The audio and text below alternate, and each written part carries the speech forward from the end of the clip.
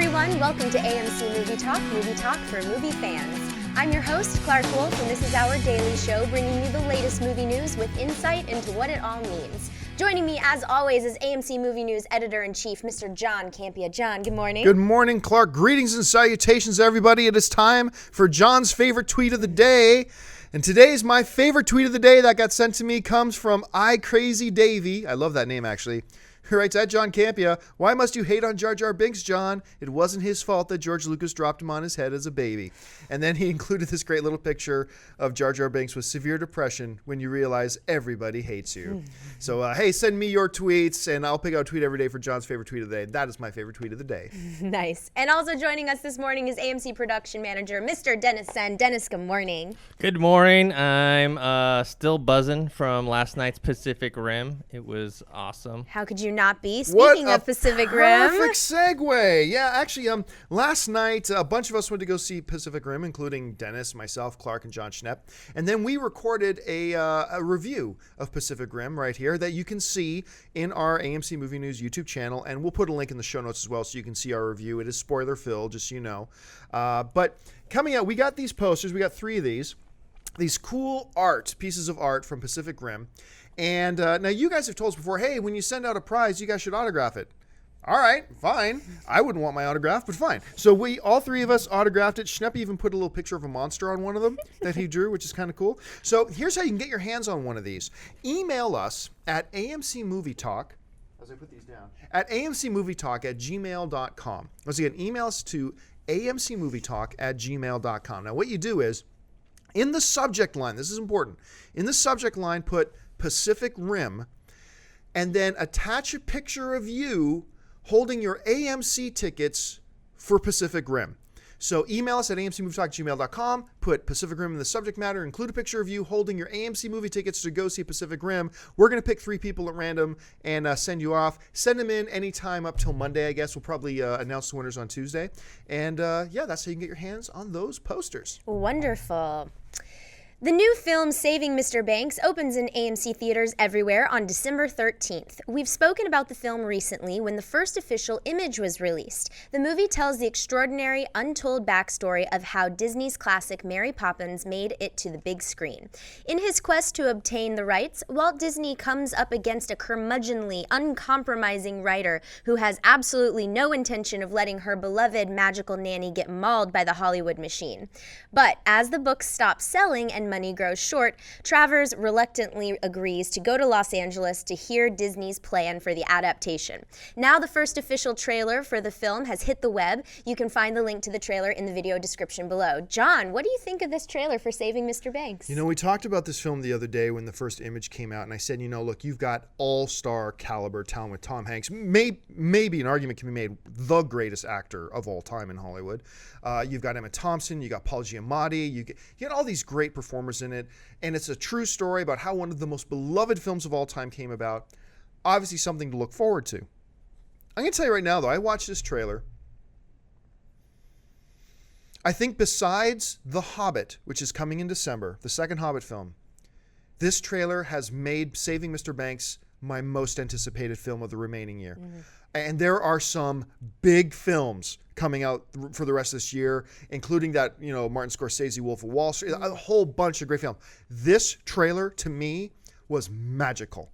I actually felt myself emotionally getting choked up over a damn trailer, for heaven's sakes. But I did. I was completely wrapped up in it. I felt the magic of it. And there's this amazing scene in the trailer when Tom Hanks is saying, oh, this coming from the woman who wrote a story about a magical nanny who comes to save a couple of children. And she looks at him and she goes, you think Mary Poppins was there to save the children? And it's like, it was awesomely done. It was so good. Now, I know this is not the type of movie for everybody. People who are just really into the big sci-fi spectacle films like me may look at this and go, kafah. Check out this trailer. Yeah. Check out this trailer. This movie looks amazing. I love this trailer. I cannot wait to see it. Like I said, other than the second Hobbit film, this now is my most anticipated film of the remaining of 2013. I'm so stoked for it. Dennis, you had a chance to take a look at the trailer. What did you think? Yeah, I saw it. I liked it. I'm not quite as enthusiastic as you are about it. I thought it was solid. I I think it's going to be a good movie, some good performances by Tom Hanks and Emma Thompson. But yeah, I do hope that when we see it, that there's something more than just what we see in the trailer. Like there's just, I think, more emotion. It looks a little more lighthearted than I'd like it to be. I'd like to see a little bit, but they might not go there because it's about Walt Disney, you know? That's what I was wondering, since it is a Disney movie and it's Walt Disney is one of the main characters, how accurate, like, can we really trust this story that we're getting? Well, I mean, look, I really don't care about how because obviously there are different areas of Walt Disney's life that have some controversy around them too. But I don't care about any of that if this story is about how Mary Poppins came to be. And if you're focusing just on that part, then I'm fine with however they portray it. And it's funny, watching this trailer, instantly the title of the movie makes sense now. Saving Mr. Banks now makes complete sense when you watch the trailer. And so, I'm completely stoked. One of the constant series of questions that gets asked from viewers to our show is that of the potential of crossing over characters from Marvel's Avengers universe with Fox's X-Men universe and Sony's Spider-Man universe. Well, Wolverine himself, Hugh Jackman, has weighed into the discussion when he was recently asked if he thought there could ever be a major crossover film. Jackman said the following: "I literally asked the same question the other day to Tom from Marvel, who works with all the other studios. He works with Sony and Fox. That's his job, to be the liaison. I said, man, can this happen? And he goes, look, it's not going to be easy because you're working with different studios and their properties. But I believe maybe it's optimistic. I understand at Marvel they've got the Avengers, they've got a lot of other big things going on. But at some point, I just find it almost impossible that there's not a way to bring Iron Man, all the Avengers characters, Wolverine, the X-Men characters, Spider-Man, and somehow get them all together. I'm like, okay, you've got 3 studios, just split it 3 ways in terms of the cost, and happy days, it's all coming together. I would love to. I'm in for it. I'm totally up for it because I think that it would be really exciting for fans across the board. John, is Hugh on to something? Oh, Hugh's on something. I don't know if he's on to anything, but he's definitely on something. Okay, first thing, let me preface this. Hugh Jackman is not only an amazing guy and a wonderful talent, he's a master politician when it comes to knowing how to say what his fans want to hear. But let's really look at what he said. Is Hugh Jackman onto something? No. Tom, who he refers to from Marvel, is onto something, saying, no, this can't happen. And here's what, look, this idea of, hey, studios, just get the studios, split the cost 3 ways, and everybody's happy. Whee! Really? Really? You think Marvel's going to be okay with splitting the cost 3 ways with Sony, who's got 1 character in it? They got Spider-Man. We're bringing Hulk, Thor, Iron Man, Captain America, Ant-Man, Giant Man, Toilet Man, whoever else. We're going to bring 50 characters to the table. You think we're going to split the cost 3 ways with Sony, who has 1 character? Then how do you split the profits? How do you split the profit? You think Fox is going to go, yeah, we'll split the profits 3 ways. We got all the X-Men, Hugh Jackman, Wolverine, the Fantastic Four. And Sony brought Spider-Man. And we're going to split it evenly with them. Then, how do you make this movie? I've made this argument before. How do you make this movie?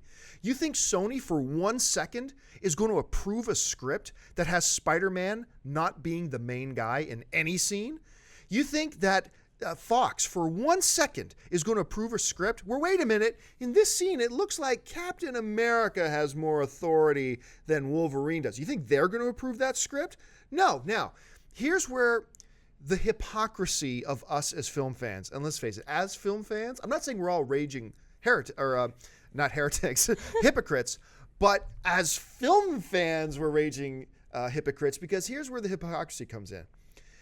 We say, I got a lot of emails from a lot of people saying, Sony should just let Marvel have Spider-Man, because that's what the fans want. So they should just let them have it. Really? Do you really think that way? Really? Because you know what? You got a car. And the world would be a much better place if you sold your car and gave the money to hungry people in other countries. The world would be a much better place. It's much more important than Sony letting Spider-Man be loaned out to Marvel. It's much more important. But you're not going to do that. You know why? Because that's your car. You rely on that car. You want to be protective of your property and treat it right and make sure it's taken care of and continues to serve you as you move forward. The same thing is true at the studio. Spider-Man is bread and butter to Sony. They rely on that title, and they need to protect their title. They need to protect that brand and use it the way they think is best for Spider-Man. And the problem with one of these crossover things, I've said this 1,000 times, is you're going to have Fox and Marvel and Sony all in there, all with one priority: making sure their characters are best represented. And they're never going to agree. They'll never get along with this. No way, no how. Plus, then, say Sony lets Spider-Man be in a Marvel film. Well, now that's part of their continuity.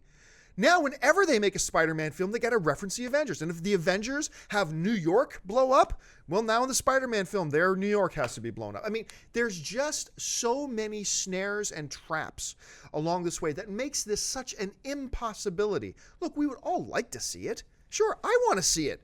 But it's not going to happen. And I understand why it's not going to, because I'll tell you what, right now, if I was Fox, if I was the guy running Fox, no matter how big of a fanboy I am, no way am I letting Marvel use any of my characters. Not a chance in hell am I letting that happen, because I need to protect my properties. I need to nurture my properties. So, look, Hugh is saying exactly what his fans want to hear, especially with Wolverine coming out next week. That is what he should be saying.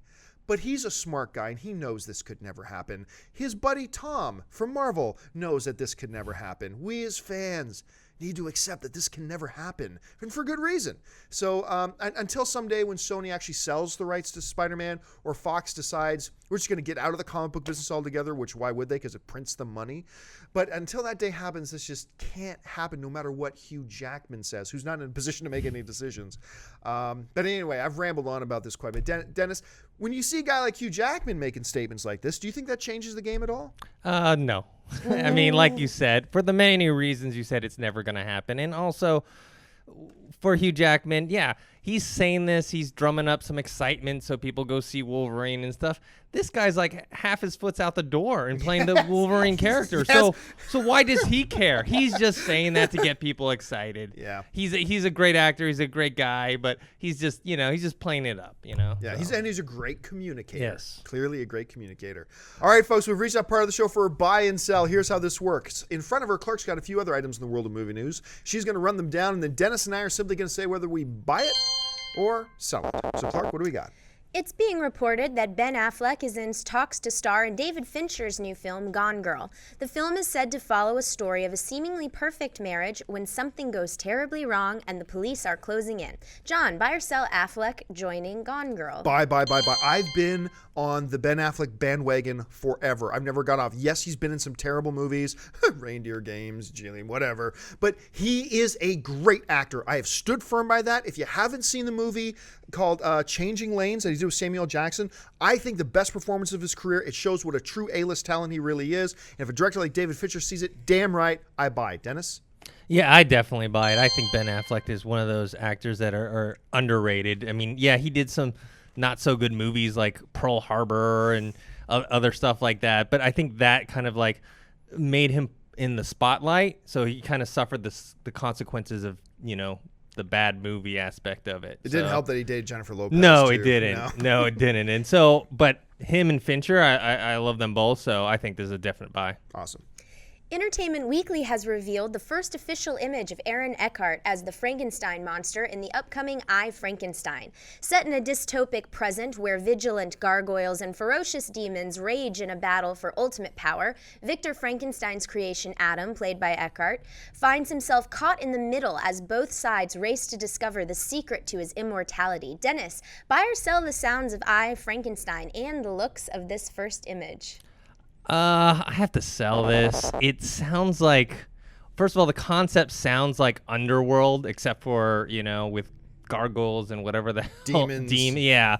And then secondly, like, look at this Frankenstein. He's like this sexy Frankenstein. Like, really? That's what it's supposed to be now? Like, you look at him, you're like, oh, yeah, he has a few little scars on his face. I know a million girls that would still date that guy. So, no, it's not Frankenstein. You know a million girls? Anyway, okay, I'm going to hesitantly buy this, but I got to give the full disclosure. Those of us in this room, we got to let you know, we actually know a number of people involved with this production. Are actually friends with a couple of them, so I got to put that on the table. I agree with Dennis with what he's saying, but I still think there's enough interesting sounding stuff there that I am going to, for now, give it a buy. We'll see what happens later. Frankenstein, so hot right now. So hot. So hot. A new trailer and poster for the upcoming fantasy film, The Seventh Son, has hit the web. The film stars Jeff Bridges, Julianne Moore, Ben Barnes, Jaimin Hansu, and Kit Harington.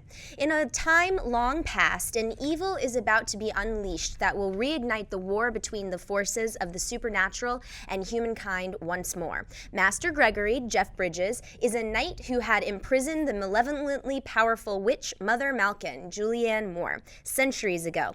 But now she has escaped and is seeking vengeance. Summoning her followers of every incarnation, Mother Malkin is preparing to unleash her terrible wrath on an unsuspecting world. Only one thing stands in her way: Master Gregory. The dude. The film opens in AMC theaters everywhere on January 17th. John, buy or sell the trailer for The Seventh Son? Sell. Look, I love Jeff Bridges. I just ranted last week about how Julianne Moore should be considered one of the greatest actresses of all time by the time her career is done. But I look at this trailer, and all I can see is that Nicolas Cage film, Season of the Witch. Oh. Remember how bad that was? I think of Dragonheart when I see this. Oh my gosh, I just look at this and it's like, so look, I'm going to hold out hope. Obviously, this type of movie is right in my wheelhouse. I'm going to be there opening day to see it and give it a shot. But right now, this trailer isn't doing anything for me. Dennis? Yeah, I'm going to sell it as well. It kind of looks like almost like Snow White and the Huntsman, except for the visuals aren't even as good as that. And also with Jeff Bridges, I think like since True Grit, he's kind of like taking that character and putting in like R.I.P.D. and now this one. I think he's mailing it in on this one. All right. The new Matt Damon sci-fi film Elysium opens in AMC theaters everywhere on August 9th. This week, a new featurette for the film hit, and you can see a link for it in the video description below. The video shows us the divided society in that world between the haves on Elysium and the have-nots on Earth. Dennis, buy or sell the featurette of Elysium? I buy it. This is actually my #1 anticipated movie of the year, and so I'm just eating up all the visuals and even like the kind of allegory tale of the haves and the have-nots. I think it's cool as long as it's not too heavy-handed. I think it's going to be great. I gotta sell it. I'm looking forward to Elysium too. Highly anticipated for me. I'm really looking forward to it. But it plays up to the one concern and criticism I've had about Neil Blomkamp and Elysium and all. And it's that it's just another kind of take on District 9. He talks in this featurette about the metaphor of the haves and the have-nots and the divided society. You just did that in District 9. You talked about how the metaphor of the aliens was the downtrodden, the have-nots, while the rest of the human society was the haves and how they oppress one of them and everything. Now we see that whole thing again. It's playing itself out again. And so for that reason, even though it does not affect my anticipation of the film, and I'm really excited about it, and I'm sure it's going to be awesome, I got to sell the featurette. All right, folks, we've reached that part of the show for mailbag. Here's how this works. If you've got a topic or a question you'd like us to address on the show, you can email it to us anytime at amcmovietalk@gmail.com. Now, every day we take 2 or 3 questions, but we also have AMC mailbag that we do on Saturdays and Sundays. So maybe we can get to your question on AMC Movie Talk. Maybe we can get to it on mailbag. Send your questions and we'll see if we can get to them. For now, Clark's got a couple of messages pulled out of the mailbag. So, Clark, what do we have? Demand Linear writes, I love the show and was wondering why there hasn't been a sequel to Wally. I loved it and thought the ending left a perfect stamp to keep the story going. Your thoughts? Wally is such a special movie. I argued till I was blue in the face. It was the #1 critically rated film of the year that it was out. I argued till I was blue in the face. It should have been nominated for Best Picture. It should have been in the running for Best Picture. It's brilliant. It's like 2 separate movies. It's 2 different types of sci-fi. There's this dystopian kind of post-apocalyptic kind of sci-fi with this sweetness right in the middle of it. And then it's this kind of like sociological look at humanity and the direction we're going in and our reliance not only on technology, but our obsessive seduction with technology as well. Like you look at any of us, we're doing this. You see 4 girls sitting at a table at McDonald's together, having lunch together, celebrating friendship. They're all like this. And it's kind of so smart in both of those ways. But with all of that being said, I don't want a Wally 2 because you've played it out. I think the charm and the novelty of Wally and Eva and stuff like that, you did it. And it was done perfectly. The whole metaphor of where the human race is heading, stuff like that, you did it. You said it. And now I think you're done with it. I don't think there's anything more to do with this particular story. I don't think we should revisit these characters again. I think you told the story and it was perfection. It was awesome. I just don't see any benefit from doing another one, to be quite honest. Dennis, how do you see it? Yeah, I really liked Wally as well, and I agree. It doesn't really need another sequel. It ended and wrapped up pretty well. They come back to Earth, and she repairs him, and he gets his memory back, and then they bring all the humans and robots back so they can fix the Earth. So I don't see where. I don't know where the story goes after that. I don't see the conflict there. So I think it should be left alone. I agree.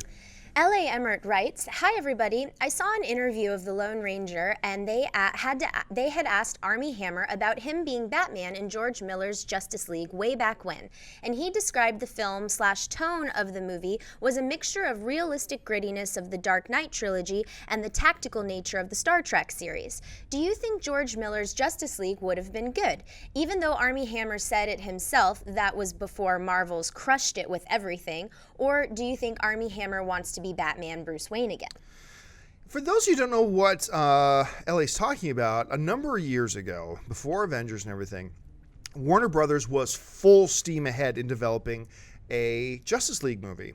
And it wasn't just a theory. I mean, they were already fitting the actors for their costumes. I mean, it was in full-blown pre-production. They were getting ready to shoot this thing. And there's a huge outcry from the online film fans because of a couple of things. One, there was a Superman franchise already going, the one with Brandon Routh, the Superman Returns, and Christopher Nolan's Batman franchise was going. This George Miller Justice League was going to happen at the same time, but with different cast, and so it'd be a different universe. So at the same time, Warner Brothers would have had a Batman, the Christopher Nolan Batman universe going, and a completely different Batman in a Justice League thing, completely separate universes, all in the same studio, and the cast was all really young. Now remember, we all know the name Armie Hammer now, but back then, ain't nobody heard of Armie Hammer. As a matter of fact, I remember when I first did my first story on it, when I heard about it, I mocked it. I said, come on. There's a guy named Armie Hammer. Give me a break. That's such a made-up name, and he's now actually one of my favorites upcoming stars in Hollywood. But so there was a lot of people very upset by it, didn't want it to happen, and ultimately, kind of last second before they went into production, they pulled the plug on this thing. Now, of course, the main thrust of that is that Armie Hammer, who we now all know and love, was supposed to be the new young Bruce Wayne / Batman.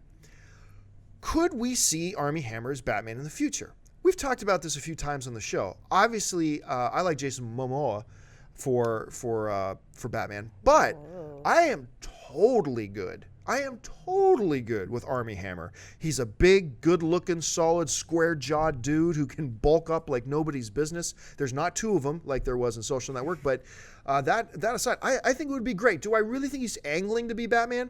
I don't think he's angling for everything, though, but here's the thing with poor Armie Hammer. He's been getting lined up in some big studio projects, and they've all been crap. And they've always put him in this position to fail. It would be so cool if they actually put him in a franchise that could succeed. So I would be totally down for it, but I don't know that he's actually trying to angle for it. Dennis, what would you think about Armie Hammer today, knowing what we know today about him maybe being a Batman? Yeah, I wouldn't have a problem with it. I don't know if he'd be my first choice, but I think he would do a good job. Would he like to be Batman? Sure. I mean, who wouldn't want to be Batman? I want to be Batman. Exactly. I'll be Batman. So, yeah, and as far as the movie's concerned, they had like a bunch of other young actors. Like I think Adam Brody was supposed to be Flash. That DJ Catrona from G.I. Joe Retaliation was supposed to be Superman. So it was a very young and not very well-known cast. I think, could the movie be good? It could have been, but it would have confused the hell out of people. Yeah. If that came out, people were like, what's going on here? That's Superman? That's Batman? Why are they so young, So. And you know what? You would have created this situation where you would have had people love one and hate the other. Mm-hmm. And especially with Christopher Nolan's Batman being so successful, you would have had thousands and hundreds of thousands of fanboys just talking crap on the Justice League just because it's not Christian Bale. Well, and this is going to be our Scarlet Witch situation with the two franchises going at the same time now. We're gonna run into that same situation right now. Yeah. Now, would George Miller's Justice League have been any good? There's some optimism and some pessimism. The optimism is this is the guy who did Mad Max. This is also the guy who did Happy Feet. So I mean, You I don't don't like Happy Feet? I didn't like Happy Feet at all. And I love me some animated films, but Happy Feet did not do it for me whatsoever. But like once again, he's still George Miller. So I mean, it's a coin toss whether it would have been any good. I don't think it would have been very good. I think it would have been a stupid idea to have moved forward with that, but who knows? That's the world we live in now. Well, listen, folks, that's it for us today. We've run all out of time. But listen, while we've got you, stop what you're doing, take a second and click that subscribe button. Become a subscriber to our AMC Movie News YouTube channel. It'll keep you up to date on everything going on in the world of movie news. And, of course, our daily AMC Movie Talk show and our weekend AMC Mailbag show. Listen, Comic-Con is, oh my gosh, next week. We're all going to be at Comic-Con. Of course, we've got a couple of big events. If you're going to be in the San Diego area, Thursday morning, at Comic-Con, 11:30 in the morning in room 24 ABC, we have our annual Masters of the Web panel. It's a special horror theme this year. We got some of the best and brightest online film pundits from the world of horror that are going to be there, as well as the writer and director for the new Lionsgate horror film. Some are calling it one of the best horror films in years. You're next. Make sure you're there for that. But also, on Thursday evening at 7 p.m. till 8:30, we're having an AMC Movie Talk meet and greet. We're going to be on the first floor in the bar at the Omni Hotel. Yes, if you're under 19, you can still get in. I'm going to be there. Clark Wolf's going to be there. Dennis Zen's going to be there. John Schnepp's going to be there. Amy Rose, Chris Lee, the whole gang is going to be there. Come on down and say hi. Just drop in, say hi with us, have a drink with us. We look forward to meeting you there. Listen, a lot of great movies playing in AMC theaters right now, including Pacific Rim. Well, I'm not going to tell you if we liked it or not. You have to go watch the review. That's true. But head on over to www.amctheaters.com for your theater, showtime, and movie ticket information.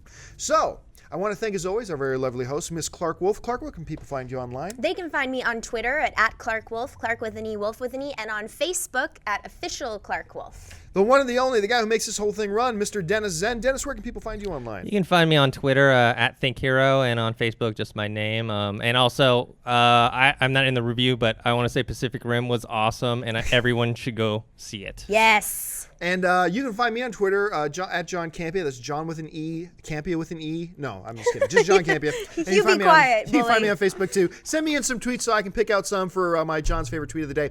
So today's Friday, isn't it? Yes. Holy crap, this week has flown by. We will be back in this studio on Monday. So make sure you're back to join us and join us this weekend for AMC Mailbag. Thanks a lot for joining us, guys. Once again, the most important part of the show is not what we have to say, it's what you have to say. Jump into the comments section, leave your thoughts on any or all of the topics we discussed here today. Agree with us, disagree with us, whatever. That's the fun part about being film fans. Just be respectful and let's have a conversation. So until next time, my name is John Campia for AMC Movie News, and until then, bye-bye.